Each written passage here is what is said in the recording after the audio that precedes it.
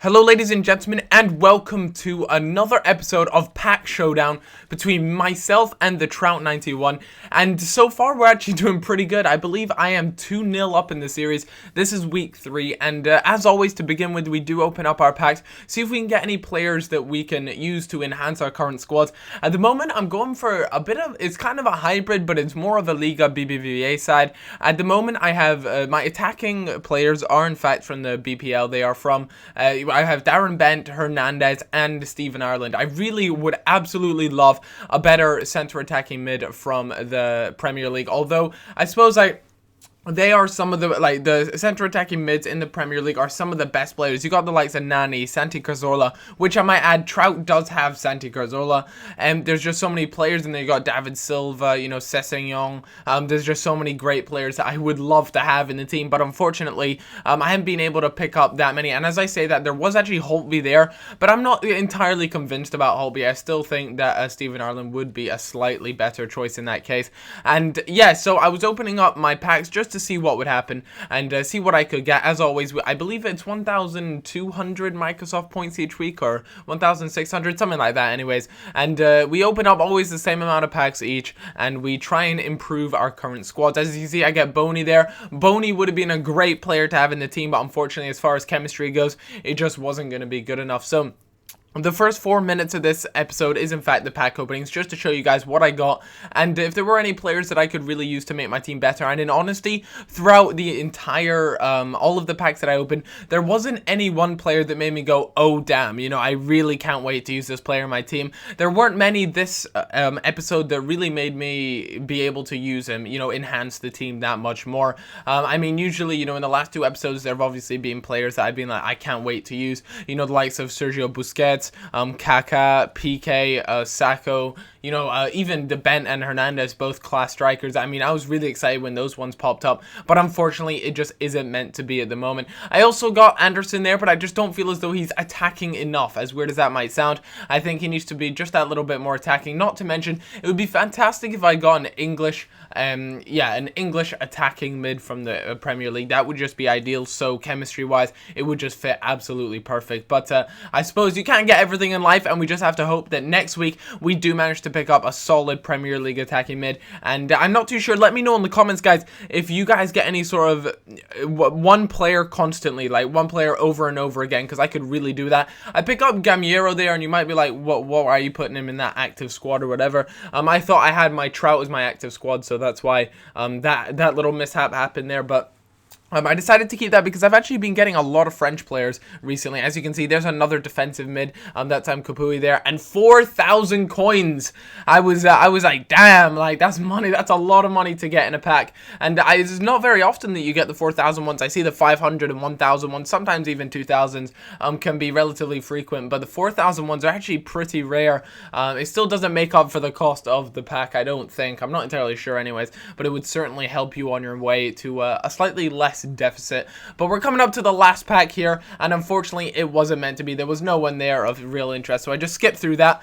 And we had Shrimps versus I can't remember the animal he has, or the the animal he has in his badge, but I'm pretty sure there we go. Yeah, Shrimps versus Dolphins, that's it. And obviously we had our game. For him, I can't remember, I think he got a center mid, like a silver one, and the reason why he put him in was just for chemistry reasons. It really did increase his chemistry by about 5 or 6 actually, which is a pretty big deal. But we rolled into the first game, and I managed to get a shot off really early on from my right midfielder, who has actually been really good recently. And I get a very, very good header from Ricardo Costa there, one of my centre backs. He's from Portugal. He plays in the BBVA and works out really nicely in the back three. So 1-0 up, team was looking really good. I was feeling confident, we were playing well, but a beautiful ball played through all the way to Arshavin, and my god, Arshavin, that is some hell of a finish.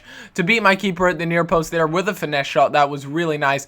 And I think the unsung hero in this team for me has got to be Sergio Busquets. He is so awesome at defending. What a cracking ball played through. I think that was Kaká that played that ball through to Hernandez, which split open his defense, meaning we went 2-1 up. Really happy with that. Things were going really well for the team, and Kaká, in that defensive midfield role, he really does come along and really joins the attacking force, which makes it really good in my opinion. A near post goal there from Hernandez. You know, when Hernandez gets on the ball and he is in some free space, there are very few people in this game that can catch him. Although not having the best pace in the game, he certainly feels untouchable when he gets into free space. A great clearance, but then what a goal there from Santi Cazorla, who I wish was in my team. I would do so much to have him in my team, but unfortunately Trouts the one with Santi Cazorla. Anyway, he did a nice little stop and turn there, followed by a rocket of a goal, and well played to him because that was a really well worked goal from him. I managed to play a chip through ball. He manages to slide tackle the first one, but there's just no missing it from Kaká. Kaká is key to this team. You know, I'm really enjoying the players on this team, although it's not your conventional sort of squad. It is working out really, really well. A good goal there from my right midfielder. My right midfielder is a bit of a gem, in honesty, a bit of a hidden gem. I don't know what it is, but he sometimes just drifts in from that right midfield, comes in and just gets in the right place at the right time, which is a really awesome trait to have as a right midfielder, because in the 3-5-2 formation, you'll often find that your right and left mids can really get zoned out. But a disgusting little tramp there from Trout. I mean, needless to say, I was pretty disappointed with my man Trout there. Honestly, expected better of him, but it is what it is, and I was 5-3 up.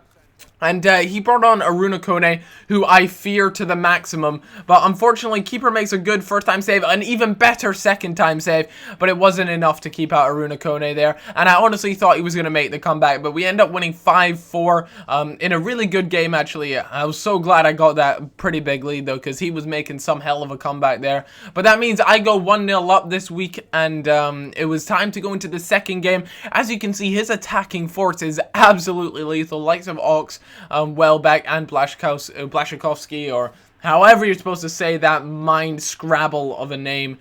Poor guy probably had to, like, at what age do you learn to spell that name? I don't even know if I knew that many letters when I was, like, really young. Anyways, as you guys can see, a really good bicycle kick into the hands of the keeper, and keeper did a good job of just saving it in the first place, but Welbeck was there to clean it up, and that was actually a really nice goal from him. He manages to go 2-0 up as a great ball played into the far post, and he actually cleans up there due to some slightly poor goalkeeping, but 2-0 up against me, and I dominated this game so hard. I had so many opportunities, I had so many chances, and it just wasn't meant to be. A really poor clearance means that Big Steve, manages to do the job, and I honestly felt as though I was really in control there. Really unlucky not to pick up at least a draw in that game, if not a win, because I felt as though I definitely had the opportunities. But we had the final game. He's won 1 this week.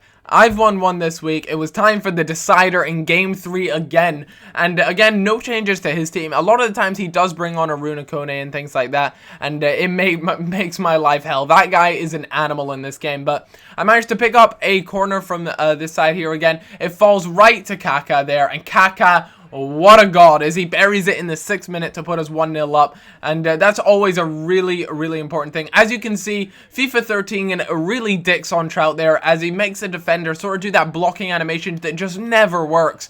And unfortunately for him, Ben is just clinical and he finishes that, making that 2-0 in the 17th minute. And it was really important that we went up early because it seems as though it's a bit of a theme in our games. Whoever scores first seems to go on and win the games. But we'll just have to wait and see if that hangs out. Some slightly poor keeping from Wisa, although in the last game Wisa kept him in it so many times, and that was just really unfortunate for him as he kind of fluffed that up a little bit. But 3-0 up, as you guys can see. I had 14 shots and 10 on target. I mean, that is some domination right there. But Bent there let loose, and he's just not going to miss that, making that 4-0, is it? Yeah, I think it was 4-0. But a storming goal from Arshavin, who previously scored a beautiful goal in the first game. And Sergio Busquets take a decent shot again, but manages to clean up on the rebound. For once, the rebound goal went in, 5-1 up, and this was just a nail in the coffin. Boom. That was it. 6-1. That is a complete destruction of Trout. Sorry, Trout, mate, but you're 3-0 down in the series. I don't know what you can do to bring it back, but something's going to have to change. He did mention something about bringing in a Brazil team, and to be honest with you, I am absolutely bricking it. So, guys, I hope you've all had a great episode, a great day, all that good shenanigans. I'm off to go walk the dog, and you guys will have a career mode video out today if it's not already out. So I'll see you guys on in a little bit. Bye-bye.